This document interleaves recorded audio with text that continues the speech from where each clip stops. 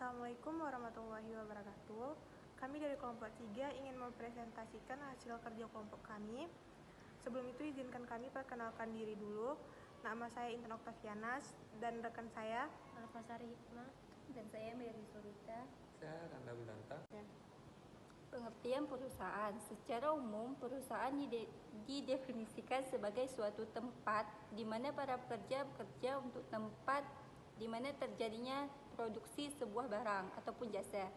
Biasanya, dalam suatu perusahaan, seluruh faktor produksi berkumpul. Di antaranya adalah tenaga kerja, modal, sumber daya alam, dan dana lainnya.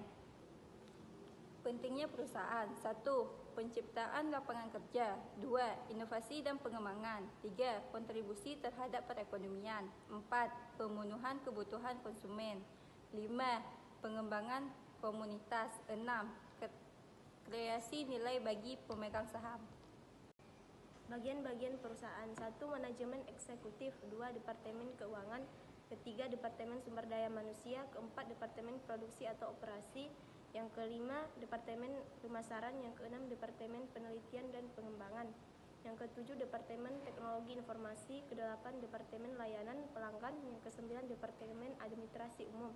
Yang kesepuluh, Departemen hukum dan kepatuhan. Pengaruh ukuran perusahaan terhadap nilai perusahaan. Menurut Hakim MZ 2019, ukuran perusahaan dinyatakan dengan total aset. Jika semakin besar total aset perusahaan, maka akan semakin besar pula ukuran perusahaan tersebut. Perusahaan yang memiliki total aset besar menunjukkan bahwa perusahaan tersebut relatif stabil dan mampu menghasilkan laba yang lebih besar dibandingkan dengan perusahaan yang memiliki total aset yang sedikit rendah. Selanjutnya ada pengaruh ukuran perusahaan tersebut ekspektasi investor, yang dimana ukuran perusahaan menunjukkan besar kecilnya suatu perusahaan yang dapat dinilai dari total aset yang dimiliki. Perusahaan yang besar akan cenderung memiliki keluasan dalam melakukan ekspansi karena didukung oleh aset yang besar.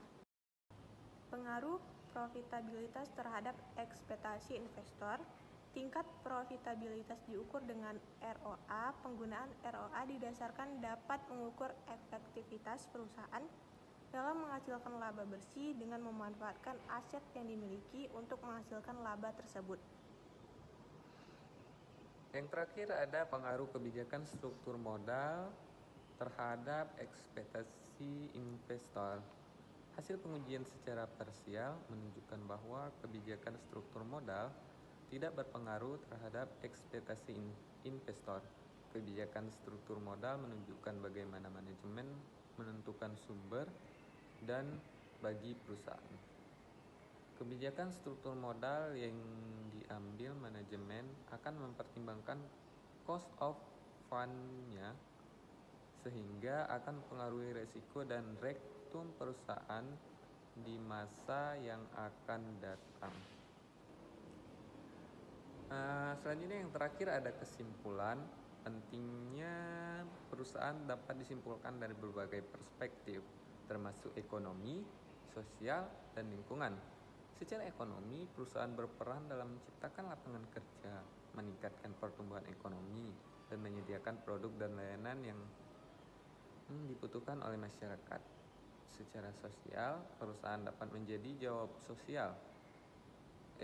Perusahaan dapat menjadi agen perubahan positif melalui kegiatan amal, program tanggung jawab sosial, dan dukungan terhadap komunitas lokal.